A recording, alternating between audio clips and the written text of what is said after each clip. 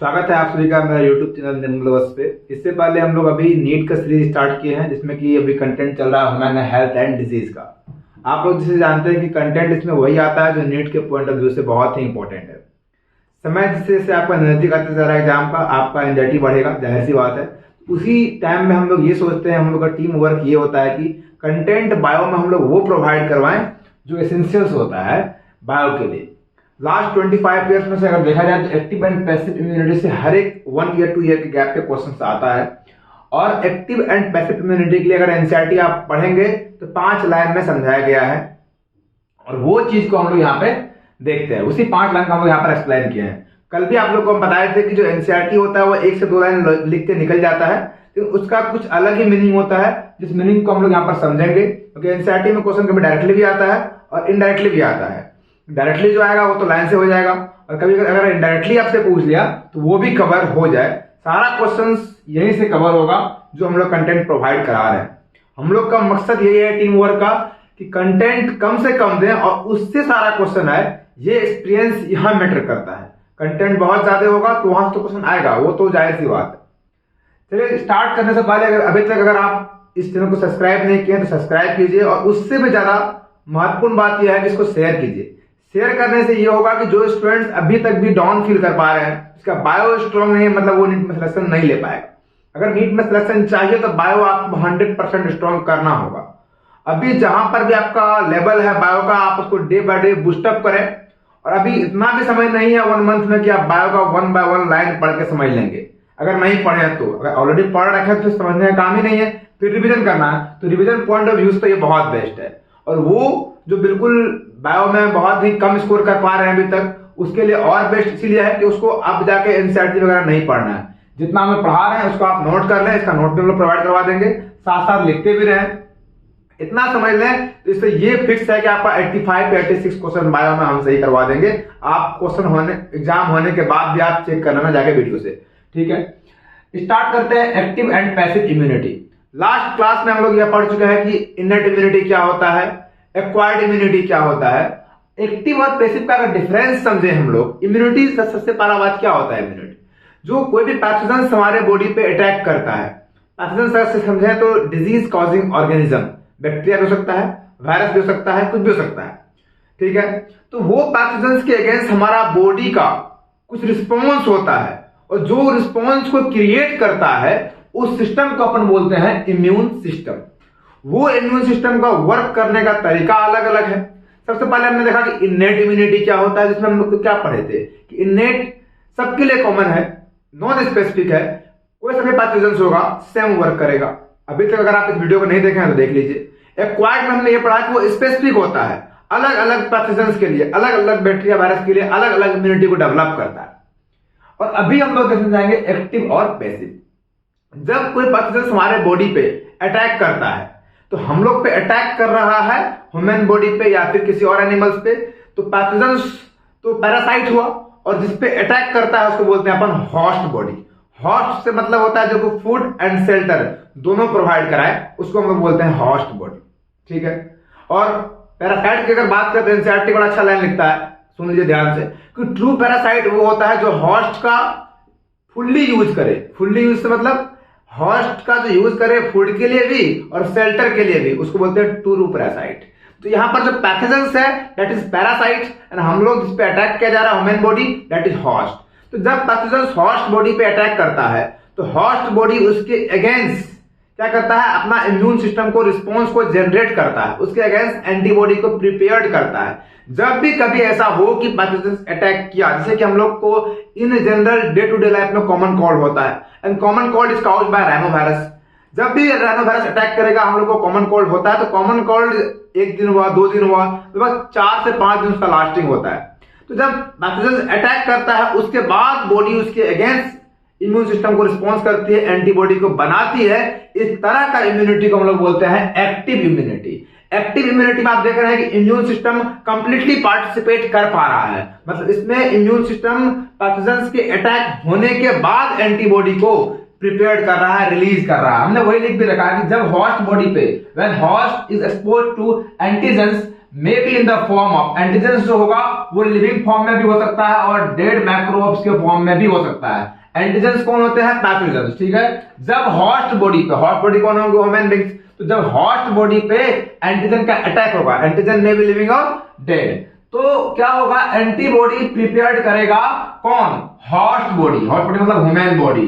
तो उस तरह का इम्यूनिटी को अपन बोलते हैं एक्टिव इम्यूनिटी। एग्जांपल है वैक्सीनेशन। जैसे कि हमारा अभी कोरोना का दौर चल रहा था, तो कोरोना वायरस अटैक किया, हम लोग उसके अगेंस्ट क्या किए? वैक्सीन को प्रिपेयर किए। और वो वैक्सीन जब बॉडी में डालते हैं तो वैक्सीन कुछ नहीं होता है, वो डेड फॉर्म में भी, हमने क्या बोला? Antigen is in the form of living और डेड। तो जो वैक्सीन बना वो दो तरह का था, एक कोविशील्ड था, कोवैक्सीन था। तो एक में क्या था? एंटीजन डेड फॉर्म में डाला गया था बॉडी के अंदर। तो जब डेड फॉर्म में वैक्सीन के थ्रू एंटीजन डाला गया तो उस एंटीजन को बॉडी पहचाना और उसके अगेंस्ट एंटीबॉडी को प्रिपेयर्ड किया ताकि कोरोना वायरस से लड़ सके। ये हुआ एक्टिव इम्यूनिटी। इसमें क्या हो रहा है? एंटीजन हम लोग डाल रहे हैं, उसके अगेंस्ट एंटीबॉडी बन रहा है। और जो कोवैक्सीन वगैरह था उसमें क्या था कि लाइव फॉर्म में, दो तरह के वैक्सीन सुने होंगे, कोवैक्सीन और कोविशील्ड, दोनों था कोरोना के लिए ही। तो कोविशील्ड में डेड फॉर्म में था माइक्रोब्स, जो वैक्सीन वायरस था वो डेड फॉर्म में था, लेकिन वही कोवैक्सीन में वही वायरस लिविंग फॉर्म में था। तो लिविंग फॉर्म में भी जो होता है वो डायरेक्ट नहीं डाला जाता है, उसको मैन्युफैक्चर करके बायोटेक्नोलॉजी के हेल्प से जब 12th में आप पढ़ेंगे, उसमें मैनिपुलेट करने के बाद उसको क्या करते हैं? उस जो वायरस होता है वो लिविंग वायरस को क्या करते हैं? होस्ट बॉडी में इंजेक्ट करते हैं। कैसे होता है मैनिपुलेशन, वो पढ़ेंगे हम लोग बायोटेक में।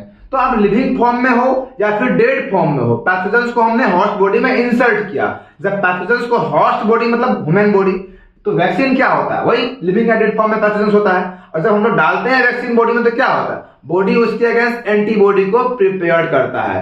जब एंटीबॉडी प्रिपेयर हुआ तो अब जब भी next time corona virus attack करेगा, अपने पास एंटीबॉडी प्रिपेयर करके रखा हुआ है, इम्यून सिस्टम अटैक करेगा और उसको किल कर देगा, ग्रोथ करने नहीं देगा। तो इस तरह का इम्यूनिटी को अपन बोलते हैं एक्टिव इम्यूनिटी। लेकिन जब कभी हम लोग बीमार पड़ जाते हैं, बीमार पड़ने के बाद जो एंटीबायोटिक्स हम लेते हैं, उस एंटीबायोटिक्स के अंदर जो रेडीमेड एंटीबॉडी होता है, मतलब बीमार पड़ चुके हैं तब हमने मेडिसिन खाया, कॉमन कोल्ड हो गया, टाइफाइड हो गया, तो तब हम मेडिसिन, टाइफाइड होने के बाद डॉक्टर के पास गए, चेक कराए, विडाल टेस्ट हुआ, कंफर्म हुआ कि हम लोग टाइफाइड है। टाइफाइड को विडाल टेस्ट से चेक करते हैं। तो टाइफाइड होने के बाद डॉक्टर मेडिसिन लिखते हैं, उस मेडिसिन में एंटीबायोटिक, आप लोग भी लिखेंगे, उस मेडिसिन में एंटीबायोटिक होता है। वो एंटीबायोटिक में रेडीमेड एंटीबॉडी होता है, उसमें इम्यून सिस्टम को बनाना नहीं है। अभी तो बीमार पड़ चुके हैं, तो पढ़ने के बाद, बीमार पड़ने के बाद अब इम्यून सिस्टम मतलब वीक हुआ, तब हम लोग बीमार पड़े, पैथोजन अटैक किया, इम्यून सिस्टम रिस्पॉन्स नहीं कर पाया, इम्यून सिस्टम वीक पड़ गया, तो हम लोग बीमार हो गए। अब एक बार हम लोग अगर बीमार हो चुके हैं, अब जो मेडिसिन लेंगे उस मेडिसिन में एंटीबायोटिक फेमस होता है, और एंटीबायोटिक में कुछ नहीं होता है, रेडीमेड एंटीबॉडी होता है। तो जो रेडीमेड एंटीबॉडी है वो लिए, और वो एंटीबॉडी क्या किया? उसके अगेंस्ट, वायरस के अगेंस्ट लड़ा, और बैक्टीरिया के अगेंस्ट लड़ा, पैथोजन के अगेंस्ट लड़ा, और लड़ने के बाद हम लोग को कुछ ही दिन में ठीक कर देता है। तो जब हम लोग रेडीमेड एंटीबॉडी लेते हैं, जब रेडीमेड एंटीबॉडी लेते हैं, तो उस केस में हम लोग बोलते हैं कि पैसिव इम्यूनिटी है। यहां पर इम्यून सिस्टम पार्टिसिपेट नहीं कर रहा, मतलब पार्टिसिपेट से मतलब आप बोलेंगे पढ़ा रहे हैं पैसिव इम्यूनिटी और बोल रहे हैं इम्यून सिस्टम पार्टिसिपेट नहीं कर रहा है। पार्टिसिपेट से यहाँ पर ये मतलब है इम्यून सिस्टम एंटीबॉडी नहीं बना रहा है, रेडीमेड एंटीबॉडी आया, बस वो रेडीमेड एंटीबॉडी पैथोजेंस पे एक्ट कर रहा है।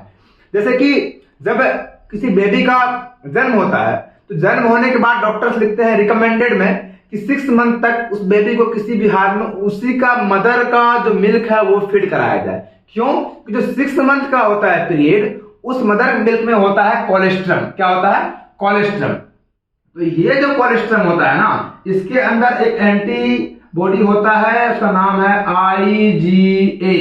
तो ये IgA एंटीबॉडी कोलेस्ट्रम में होता है, और कोलेस्ट्रम होता है मदर मिल्क में up to 6 month in general. ठीक है, एनसीईआरटी ये लिखती है 6 मंथ तक का जो मिल्क है उसके अंदर कोलेस्ट्रम होता है जिसमें एंटीबॉडी होता है। अब ये मदर का मिल्क जब कोई बेबी फीड करेगी तो उसमें कोलेस्ट्रम जाएगा, और कोलेस्ट्रम में क्या होगा? IgA एंटीबॉडी हुआ। तो आप बताइए, उसको रेडीमेड एंटीबॉडी मिल रहा है ना, इम्यून सिस्टम तो बना नहीं रहा है। तो जब मदर के मिल्क से IgA रेडीमेड एंटीबॉडी बेबी को मिल गया, तो रेडीमेड जब मिल गया तो उसमें इम्यून सिस्टम का कोई काम नहीं है, तो एनर्जी का कोई इन्वेस्टमेंट नहीं है, इसलिए हमने क्या बोला?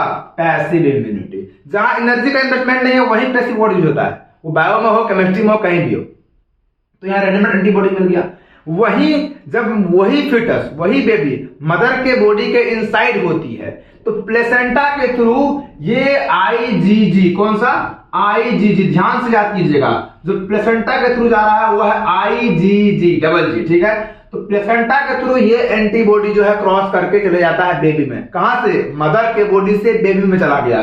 डायरेक्ट गया ना एंटीबॉडी, अगर डायरेक्ट गया तो हमने क्या बोल दिया, वो पैसिव इम्यूनिटी का पार्ट है। तो दो एंटीबॉडी आप याद रखिएगा पैसिव के अंदर, एक मदर के मिल्क से मिलता है आईजीए, क्या आईजीए, और प्लेसेंटा से मिलता है आईजीजी। डायरेक्ट मदर बॉडी से जा रहा है फिटस के अंदर, इसलिए हमने क्या बोला कि इसमें इम्यून सिस्टम का कोई पार्टिसिपेट नहीं है। अभी जो बेबी मदर के अंदर है उसका तो इम्यून सिस्टम बना भी नहीं, तो पार्टिसिपेट क्या करेगा? यहाँ तो डायरेक्ट मिल रहा है मदर से, किसको? बेबी को। तो उस तरह का इम्यूनिटी को अपन बोलते हैं पैसिव इम्यूनिटी। आपने क्या मेजरली डिफरेंस देखा कि एक्टिव इम्यूनिटी में पैथोजन अटैक करता है, उसके अगेंस्ट एंटीबॉडी बनता है, इम्यून सिस्टम बनाती है। एग्जांपल वैक्सीन है, हमने बीमार पड़ा, कोरोना हुआ, उसके अगेंस्ट हम वैक्सीन लिए। वैक्सीन में क्या होता है? वही वायरस जिससे हम बीमार पड़े थे, कोरोना वायरस जो था, उसी वायरस का लिविंग और डेड फॉर्म में, या तो लिविंग या डेड, तो उसी फॉर्म में डाल दिया जाता है बॉडी के अंदर। और जब एक बार बॉडी के अंदर आया तो उसके अगेंस्ट बनेगा एंटीबॉडी। अब वो एंटीबॉडी कब काम आएगा? तो बीमार पड़ चुके हैं, नेक्स्ट टाइम जब वही वायरस अटैक करेगा तो वही एंटीबॉडी हम लोग को बीमार होने से बचाएगा ना। अब ये तो बीमार होने से बचा रहा है नेक्स्ट टाइम, इसको एनसीईआरटी एक वर्ड यूज करती है, प्रोफिलैक्सिस। क्या बोलते हैं? प्रोफिलैक्सिस। मतलब हम लोग इसको बीमार होने से बचने के लिए ले रहे हैं। आप बताइए, वैक्सीन वो भी लिया जो बीमार हुआ, और वो भी लिया जो बीमार नहीं था। जो बीमार नहीं था वो क्यों लिया? वो इसीलिए लिया कि उस वैक्सीन के अंदर एंटीजन है कोरोना वायरस का, और वही एंटीजन क्या करेगा, उसके अंदर भी एंटीबॉडीज बना के तैयार रखेगा। जब कभी उसके ऊपर वो वायरस अटैक करेगा तो वही एंटीबॉडी काम आएगा। तो हमने क्या बोला? प्रोफिलैक्सिस। मतलब प्रोफिलैक्सिस का मतलब हुआ कि जो बीमार है वो तो लिया, और जो नहीं है वो भी लिया। तो वो क्यों लिया? अपना प्रिवेंशन के लिए, ताकि नेक्स्ट टाइम हम बीमार ना पड़े। जब भी हम इस तरह का एक्टिव इम्यूनिटी यूज करते हैं, वो ट्रीटमेंट के लिए नहीं, प्रोफिलैक्सिस के लिए यूज करते हैं, ताकि नेक्स्ट टाइम बीमार ना पड़े। लेकिन जब पैसिव इम्यूनिटी वाला बात आती है, वो हम लोग ट्रीटमेंट के लिए यूज करते हैं। बीमार होने के बाद हमने एंटीबायोटिक खाया, पहले खाया नहीं, वैक्सीन पहले, बीमार होने के बाद एंटीबायोटिक खाए, और वो एंटीबायोटिक का एंटीबॉडी हमको बीमारी से बचाया। ठीक है, तो ट्रीटमेंट में हमने यूज किया। ठीक है, यहां तक समझ में आ गया एक्टिव क्या होता है, पैसिव क्या होता है। पैसिव में क्या हो गया? डायरेक्ट हम लोग ले रहे हैं एंटीबॉडी। अगर यहां पर मेजर कुछ 5-6 डिफरेंस है जो हम बनाकर आपको बता रहे हैं कि इसमें क्या है, जो आप एक्टिव इम्यूनिटी देख रहे हैं वो, अब वैक्सीन हमने एक बार ले लिया, पोलियो वायरस का वैक्सीन हम लोग बचपन में लेते हैं, 2 साल 3 साल 4 साल 5 साल तक, इंटायर लाइफ पोलियो वायरस के अगेंस्ट जो एंटीबॉडी हमारे बॉडी में बना है वो काम करेगा। तो इंटायर लाइफ काम कर रहा है, मतलब वो ड्यूरेबल है। क्या है? ड्यूरेबल है, लॉन्ग टाइम के लिए है, इसलिए क्या बोला? ड्यूरेबल एंड इफेक्टिव भी है, लंबे टाइम के लिए है। लेकिन वही जब पैसिव इम्यूनिटी है, हमने एक बार एंटीबायोटिक खाया, तो क्या ऐसा होता है कि अगर किसी भी बीमारी मान लेते हैं टाइफाइड या कॉमन कोल्ड, उसके अगेंस्ट एंटीबायोटिक ले लिए, तो अब दोबारा बीमार ना पड़ेंगे? बिल्कुल पड़ेंगे। तो शॉर्ट टाइम के लिए काम करता है, इमीडिएटली काम करता है, लेकिन शॉर्ट टाइम के लिए काम करता है। ठीक है, तो ये क्या है? शॉर्ट लिव्ड के लिए काम करता है, और ये लेस इफेक्टिव होता है, कम टाइम के लिए इफेक्टिव होता है। और अगर क्या बात करें, जो हमने वैक्सीन लिया, वैक्सीन लेने के बाद एक समय लगता है। कुछ लोग ऐसे भी बोल रहे थे कि हम वैक्सीन लिया उसके बाद भी कोरोना वायरस हमको हो गया। तो आपने आज वैक्सीन लिया, आज ही वो वैक्सीन काम नहीं करेगा। वैक्सीन लेने के बाद उसके अगेंस्ट मेमोरी डेवलप होगा, और वो मेमोरी एंटीबॉडी बनाएगा, उसमें एक समय लगेगा, वो समय टाइम टेकिंग है। इसलिए हमने क्या बोला, जो एक्टिव इम्यूनिटी है उसमें एक लैग पीरियड होता है। मतलब आज मान लेते हैं फर्स्ट डे है, आज हमने वैक्सीन लिया, एक समय होगा 8-10 दिन के बाद हमारे बॉडी में एंटीबॉडीज बनेगा। ये 1 से 10 दिन का समय हुआ ना, आज वैक्सीन लिए तो आज ही काम नहीं कर रहा है, 10-12 दिन के बाद काम कर रहा है। जो टाइम डिफरेंस आया उसको हमने क्या बोला?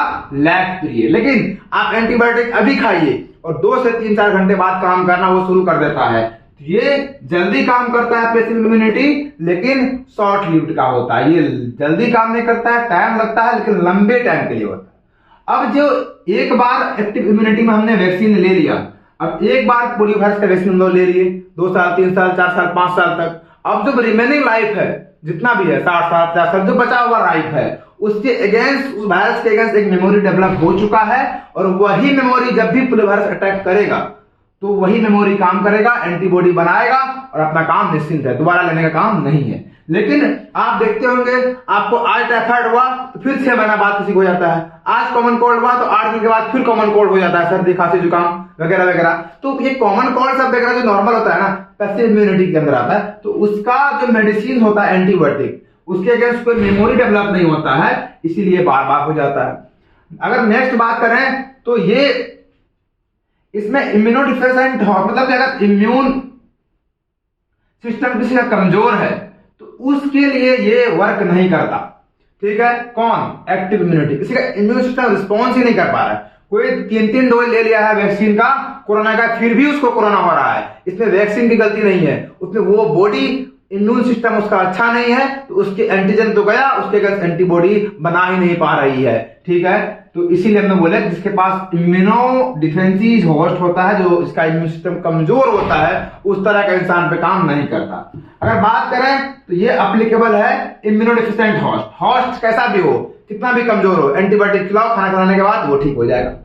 अगर हमने पहले बता दिया ये प्रोफिलैक्सिस के लिए यूज किया गया है, और ये ट्रीटमेंट के लिए, मतलब ये बीमारी होने से पहले वैक्सीन, जिसको जो कोरोना वायरस से ग्रसित नहीं हुआ उन्हें भी वैक्सीन दिया गया, तो प्रोफिलैक्सिस ट्रीटमेंट के लिए नहीं, प्रिवेंशन के लिए यूज किए, और ये ट्रीटमेंट के लिए बीमार होने के बाद एंटीबायोटिक खाते हैं। उम्मीद करते हैं कि आप लोग को आज ये एक्टिव एंड पैसिव इम्यूनिटी का डिफरेंस समझ में आया होगा, सारा टर्म्स क्लियर हुआ होगा।